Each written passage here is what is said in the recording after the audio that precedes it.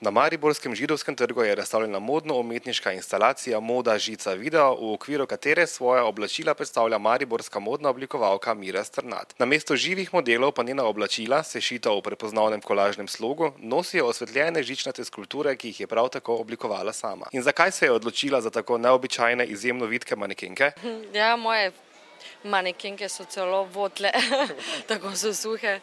Delala sem skulpture iz žice, predvsem zato, ker se, kadar hočem kako oblačilo razstaviti, se zmeraj sprašujem, kako oblačilo razstaviti, da bo funkcioniralo na razstavi. Na obešalniku ne izgleda dobro, manekenka ne more 2 uri stati na miru, torej sem se odločila, da sama izdelam neki nosilec za oblačilo.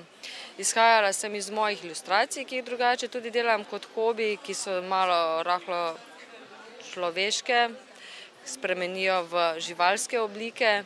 In zato sem se odločila, da tudi za danes pripravim skulpture iz žice, ki so na nek način tudi risba. Žica je lahko svinčnik in ko sem delala iz žice skulpturo, sem opazila, da v bistvu z to žico rišem po zraku.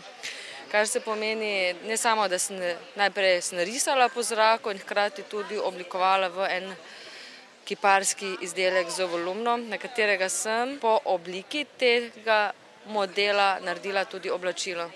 Kar pomeni, oblačila so narejene za te modele tukaj, ne točno za nas. Kaj pa bi povedala še o oblačilih? Ponavadi gre za nekakšne mozaike različnih vzorcev barv. Tukaj sem naredila 2 oblačila, sta različni materiali skupaj sestavljeni, kar pomeni, zopet sem kolažirala, kar že zame značilno za moje delo, da sestavljam različne barvne vzorce.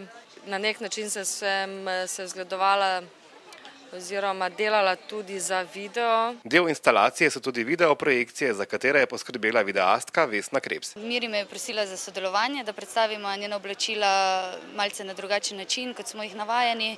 In vabila sem bila zelo vesela in sem se vrgla v to raziskovanje samih njenih oblačil, ki pa dejansko niso nosljive na nekih manekenkah, na človeškem telesu, kot smo jih vajeni, ampak so čist breztelesne. Narejeno je na podlagi različnih fotografij, gibajočih se oblačil, kar je pa kasneje projicirano nazaj na samo tridimenzionalno figuro in tu je prišlo do zelo zanimivega efekta ravno te breztelesnosti. Čuti se, da je neko telo od zadaj, ampak dejansko ga ni videti, se vidi samo oblačilo in je oblačilo postavljeno nekako v prvi plan v sam center. Projekt si bo na Židovskem trgu mogoče ogledati vse do 10. julija.